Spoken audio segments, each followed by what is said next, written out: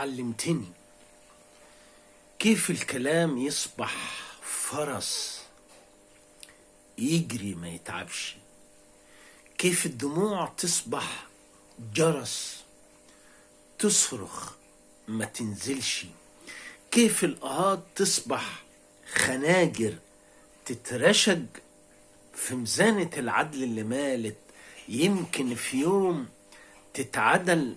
علمتني كيف يتخلج من حنجرة وطن الجديد سنبلة، كيف اكتمك وانت جرفاست في مرارة بسحنتك، جوتك مويل الجوع، جوتك ورقة وقلم تصرخ تفرتك لي المرارة في الجسد. مر الكلام، مر اللي راح، مر اللي جاي، مر الغنى، كيف اكتمك وانت في ليالي البرد لميت الحطب ولعته من حرجتك تصهد عيدان الحطب ويصير كانونك جنون بيصب شاي، بيصب صوت الناي من نيات قديم، هدمته متقطعة جتته متهلهلة، 7000 غرزة هي عمر الزمن، عمر الحضارة والحجارة والقيم والدين. نياتي قديم لكنه كان إنسان. كيف أكتم الإنسان، كيف التجيله مقعده وسط الغجر، كيف بالكلام أصنع جنابل تنفجر تفتح كنوز الأرض يطلع منها صوتك. اتكلمي اتكلمي، سكتة من زمن. عبد الرحيم منصور ما خانش الكحلة في عيون الصبايا، بتتولد من غنوته مزامير بتصير بديل كحلة بنات مستنيين. اتكلمي، سكتة من زمن، رديله حجه اللي اتنهب، رديله كفنه اللي اتسرج. عبد الرحيم منصور. القصيدة ديت نزلت في أول ديوان ليا بهيئ روحي لدخولك، كان سنة 90، وعملهولي صديقي المرحوم حسن علبة على حسابه. عبد الرحيم منصور مواليد دندرة إنا سنة 41، اتوفى 84، يعني 42 سنة. عايز أقول إن أغلب العباقرة الكبار اتوفوا صغيرين، وفي ناس كده. أنا أعرف شاعر، الشاعر ده استفاد من كل الأنظمة وعامل كتب من البلاط للسقف وما تعرفش تحفظ فيهم سطر شعر واحد بس. عبد الرحيم منصور ده أيقونة. أنا يعني محبتي له محبة تفوق انه شاعر وانا بتلمذ لسه وعلى قدي. ومحبتي ليه محبة اولا هو يعني يتسم بإنسانية غير طبيعية. انا شفته قبل كده، كنت لسه نون صغير،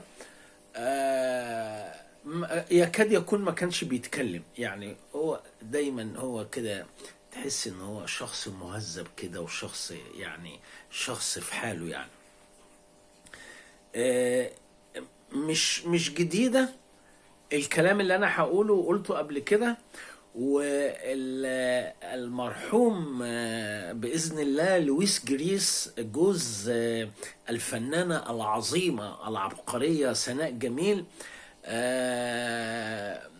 اتقابلنا في مرة وقلت له ان احد اكتشافاتك عبد الرحيم منصور، انا كاتب له قصيدة وسمعته القصيدة، وبرغم انه كان واقف يعني معتل بس قاعد وبابتسامته الجميلة يسمع وكده. كانت معاه طبعا صديقتي الجميلة مي منصور، بنت أخو الشاعر عبد الرحيم منصور اللي هو الشاعر المرحوم حمدي منصور، واختها شامة. اصدقائي انا من هنا بقدم لهم تحية طيبة لروح عمهم الشاعر الكبير وعمنا كلنا عبد الرحيم منصور. طبعا الحديث ذو شجون، يعني ده في حلقات كده ببقى حابب اتكلم فيها، وببقى حابب الناس اللي بتكلم عنهم ما بتبقاش المسألة فيها ايه واخدة منحى فنيات وكده، بتبقى المسألة فيها محبة حقيقية. من الحلقات ديت هي الحلقة بتاعت عبد الرحيم منصور ديت، انا حابب يعني اتكلم عنه كتير في محطات كتيرة. عايز اقول ان لك ان تتخيل ان الفنان الكبير، فناننا الكبير علي الحجار، اول ما غنى انا مش عابر سبيل لكن بعشق الترحال. طبعا قبلها كان مغني على قد ما حبينا وتعبنا في ليالينا، الفرحة في مشوارنا تاني هتلاقينا، لو نروح هيجينا كل ما تمنينا، طول ما القلب صافي بحر العشق وافي، كل عذاب الدنيا هيهون بكرة لينا. يا نهار ابيض، بليغ حمدي رعب، عبد الرحيم منصور جاي بعلي الحجار مع بليغ حمدي، رعب الرعب. في محمد الشيخ عمل له برضو غنوة للفنان الكبير علي الحجار، أنا مش عابر سبيل لكن بعشق الترحال، بنده عليكي عينيكي ما تردش سؤال، مطرح ما قلبي بينتفض وطني، مطرح ما ترمي النظرة بتاخدني إنك أنا وإنت مني وإنت ليالي العشق والموال، عاشق بس قادر على الليالي وعلى السنين، وعارف ان بكرة لينا احنا الاتنين، وقرب ساعات واتغرب ساعات وانتي معايا انتي، في سكوتي وترحالي وسفر الطويل. يا ايه ده، ايه الرعب ده. طبعا محمد منير يعني مسكه عمل معاه شغل غير مسبوق، ويعني اخر عهد بمنير العظيم العبقري. اتكلمي ليه تدفعي وحدك الثمن وتنامي ليه تحت الليالي، اتكلمي. حدوته مصرية، ما نرضاش خاصم القمر السما، ما نرضاش تدوس البشر بعضها، ما نرضاش يموت جوا قلبي ندى، ما نرضاش تهاجر الجذور أرضها، ما نرضاش قلبي جواه يغني وجراس تدج لصرخة ميلاد، تموت حتة مني لجراس بتعلن نهاية بشر من العباد، الحكمة قتلتني وحيتني وخلتني أغوص في قلب السر، قلب الكون قبل الطوفان ما يجي، وخلتني أخاف عليك يا مصر واحكي لك على المكنون. مين اللي عاجل فينا، مين مجنون، من اللي مدبوح من الألم، من اللي ظالم فينا، مين مظلوم، مين اللي ما يعرفش غير كلمة نعم، مين اللي محميلك خضار الفلاحين الغلابة، مين اللي محميلك عمار عمالك الطيابة، مين اللي بيبيع الضمير ويشتري بيه الدمار. من هو صاحب المسألة، المشكلة، الحكاية والقلم، رأيت كل شيء وتعبت على الحقيقة، قابلت في الطريق عيون كتير بريئة، أعرف بشر عرفوني، لا ما عرفونيش، قبلوني قبلتهم بمد إيدي لك. طب ليه ما تقبلنيش؟ لا يهمني اسمك، لا يهمني عنوانك، لا يهمني لونك ولا ميلادك مكانك، يهمني الإنسان ولو ملوش عنوان. يا ناس يا ناس يا مكبوتة، هي دي الحدوتة، حدوتة مصرية. ايه الرعب ده، ما خدش حقه. عبد الرحيم منصور ما خدش حقه لصالح ناس كتير تانية. هو كان طبعا من هنا صعيدي أصيل، وأنا رحت هناك وقابلت أخوه الله يرحمه حمدي، كنت معزوم في الثقافة الجماهيرية هناك، وقابلت ناس طيبة وناس جميلة وناس حقيقية يعني. نجاة، أنا بعشق البحر زيك يا حبيبي حنون، وساعات زيك مجنون. إيه ده؟ ايه ده؟ تقريبا انا بعشق البحر، الحان هاني شنودة. شادية، يم الصابرين، تهنا وانتهينا يم الصابرين، على الألم عدينا يا مصر يا أمنا يا مصر. ايه ده؟ تقريبا برضو بليغ حمدي. شادية، عبرنا الهزيمة، يا مصر يا عظيمة، دي المجموعة. باسمك يا بلاد، لا شادية برضو، عبرنا الهزيمة يا مصر يا عظيمة، باسمك يا بلادي. ايه الجمال ده؟ إيه الناس دي؟ ايه عبد الرحيم منصور ده؟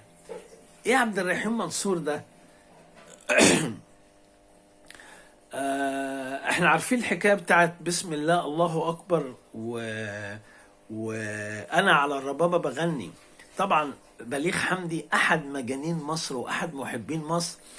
في 73 كان مانعين حد طبعا في الإذاعة الدرجة القصوى في حد يخش. راح هو وبليغ حمدي ووردة ومعاهم يعني حسب ما اتحكى يعني ان الكورال خدوا ناس من اللي شغالين في الإذاعة ودخلوا معاهم في التصوير الأغنية بتاعت وردة أنا على الربابة بغني. وراحوا من هناك، كانوا طبعا عبد الرحيم منصور وبليغ حمدي مع الاحتفاظ بألقاب عظيمة لهم، كانوا هم أصدقاء. فلما عمل الأغاني الوطنية ديت الغير مسبوقة